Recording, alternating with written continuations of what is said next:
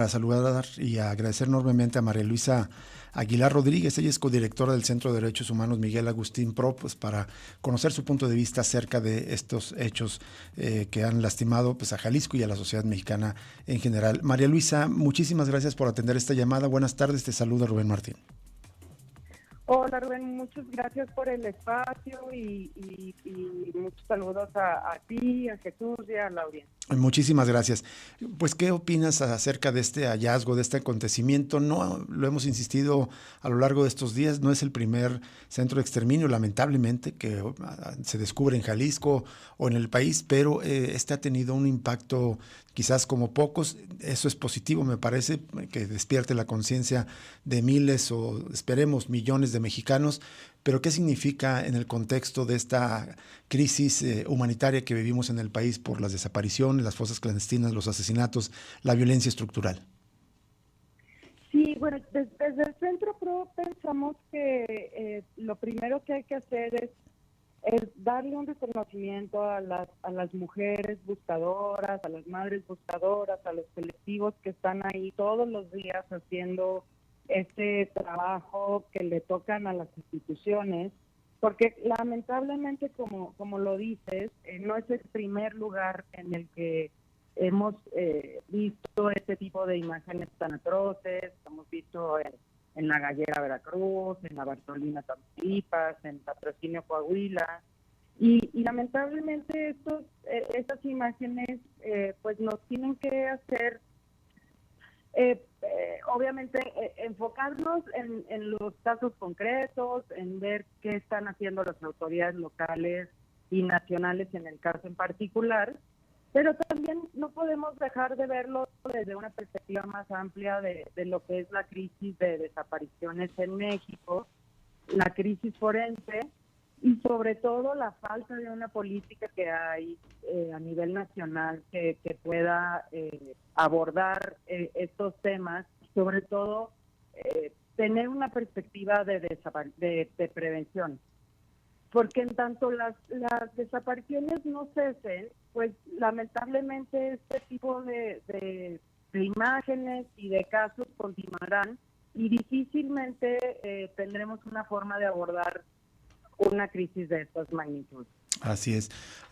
María Luisa, una pregunta que me gustaría hacerte es si, digamos, este tipo de acontecimientos podría ser que algunas autoridades mexicanas sean investigadas en instancias internacionales.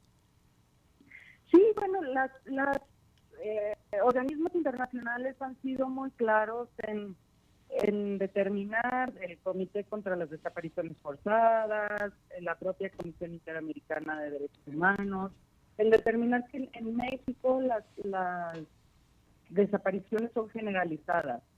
Y eso lo que significa es que lamentablemente no estamos viendo de patrones particulares en algún lugar. Eso no es un tema específico de Jalisco, sino de zonas donde esta práctica es de manera generalizada. Y en su última visita, el Comité contra las Desapariciones Forzadas fue muy claro en decir que, bueno, que hay condiciones en donde las desapariciones son forzadas porque hay una participación directa de actores estatales, ¿no? De Así es. cualquier nivel, de nivel municipal, estatal, federal, y en eso el Estado, como Estado, tiene responsabilidad. Pero también fue muy claro en decir que hay que cada vez más las desapariciones son perpetradas por el crimen organizado y que aún así hay responsabilidad ahí del Estado, en tanto, por un lado, se conoce de los patrones y las instituciones no hacen nada, se conocen de estos patrones de actuación y no se investiga, y por otro lado hay muchos contextos donde hay pues un tipo de anuencia de las instituciones, ¿no? Permiten que esto suceda.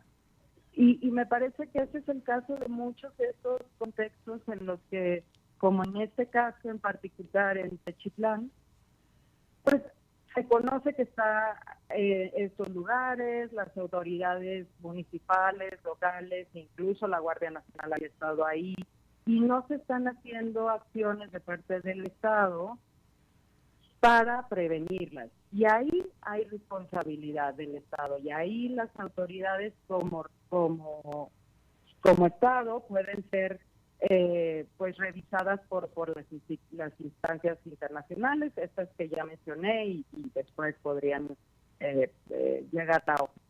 Aquí con el agravante, María Luisa, de como ya mencionabas, que este lugar ya había sido, digamos, cateado, primero por la Guardia Nacional como primer respondiente ante un enfrentamiento y luego por la Fiscalía del Estado, y se dejó en el abandono, no se procesaron todas las prendas, todos los posibles indicios que dieran con el paradero de presuntas víctimas de desaparición forzada, y es hasta que vuelven a indagar los colectivos de madres que aparece, digamos, la gravedad de este centro de exterminio.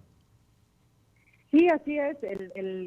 Justo este tipo de acciones o de omisiones, más bien de las autoridades, pues han sido previstas ya y revisadas en muchos momentos por organismos internacionales, porque lo que vemos es una negligencia de parte de las instituciones al dar respuesta a este tipo de acciones, pero ese es en el mejor de los casos, ¿verdad? De que sean negligentes, pero también están los múltiples casos donde vemos que hay una colusión de las autoridades en los distintos niveles con los grupos del crimen que están operando este tipo de acciones, este tipo de lugares. ¿Qué tal, María Luisa? Te saluda Jesús Estrada, un gusto escucharte. Por otra parte, digamos, me llama la atención la amplitud que está teniendo el llamado a la jornada de luto nacional de este sábado, convocada ya por lo menos en 18 ciudades. Ahí en el Centro Pro también estaba leyendo que traen una lista de las ciudades donde hay convocatoria. ¿Qué te parece esta respuesta que está teniendo? ¿Qué impacto puede tener justamente en exigir un alto a estos horrores? Bueno, para nosotros es muy importante reconocer que estos han sido esfuerzos genuinos desde los propios colectivos. Nos parece además que también es una forma entre los colectivos, de reconocer a aquellos colectivos que están ahorita en este momento en Jalisco haciendo estas denuncias. Entiendo que son guerreras buscadoras, madres buscadoras, acompañadas siempre de diversas organizaciones en los estados, en particular en Jalisco está siempre el CEPAD y el Centro de Dignidad y Justicia del ICESO, y nos parece que estos esfuerzos es una forma también de movilizar y sensibilizar a la sociedad, y ojalá desde la sociedad que estamos cada vez más adormecidas ante este tipo de imágenes, porque son dolorosas. Todos entendemos que estar continuamente expuestas a estas noticias tan aberrantes, tan dolorosas, nos puede llevar a la sociedad a un poco a letargarnos, pero son las mismas colectivas, las mismas madres las que nos están invitando a unirnos a su indignación, hacerlo de una manera simbólica, llevando velas, llevando zapatos, y nos parece que desde la sociedad ojalá podamos pagarle a las madres buscadoras su valentía con acompañarlas en estos estados. María Luisa, una última duda de mi parte es sobre lo que te preguntaba ahorita Rubén, de la posibilidad de que esto escale a organismos internacionales. Justo el día de ayer, digo, es otro caso, pero me trae ecos un poco a México. Ayer fue entregado a la Corte Penal Internacional el expresidente filipino Rodrigo Duterte, acusado de crímenes de lesa humanidad en el contexto de la guerra que lanzó contra el narco y todas las decenas de miles de víctimas que dejó esa política estatal. ¿Algo similar podría ocurrir en el caso mexicano? No sé si tienes detalles de este proceso contra Duterte. Sí, no conozco a detalle el proceso en particular en contra del presidente de Filipinas. Lo que diría es que hay múltiples organismos e instancias internacionales que pueden revisar la situación de los países. El Comité contra las Desapariciones Forzadas tiene la posibilidad de revisar casos en particular desde hace unos años, en México, y esa fue una lucha muy larga de muchas familias, en particular de doña María Herrera, que incluso litigó que el Estado pudiera reconocer esta facultad del comité. Obviamente hay diversos casos ante el sistema interamericano sobre desapariciones que han llegado tanto a la Comisión como a la Corte Interamericana.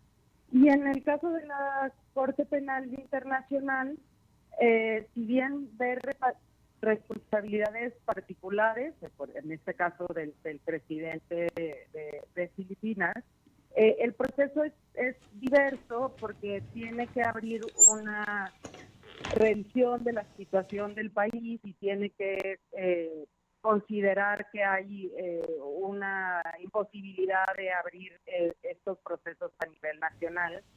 En el caso mexicano se han presentado múltiples casos similares a los que vemos hoy en Jalisco, y hay diversas situaciones en México, y hasta el día de hoy la Corte Penal Internacional no ha determinado que sea necesario abrir esta revisión.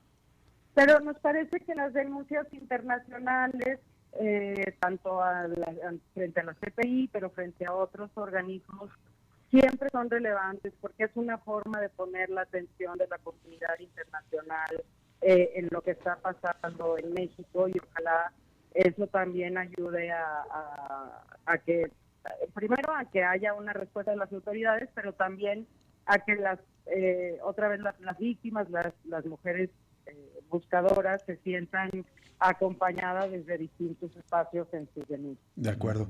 María Luisa Aguilar, muchísimas gracias por atender esta llamada, darnos el punto de vista del Centro de Derechos Humanos Miguel Agustín Prado. Te agradecemos enormemente. Muchísimas gracias a ustedes por siempre poner atención en estos temas. Gracias a ustedes también por estar al pendiente con nosotros. María Luisa Aguilar, subdirectora del Centro de Derechos Humanos Miguel Agustín Prado. Nos vamos a la pausa y regresamos con Carmen Chinas del Comité Universitario en materia de desaparición de personas.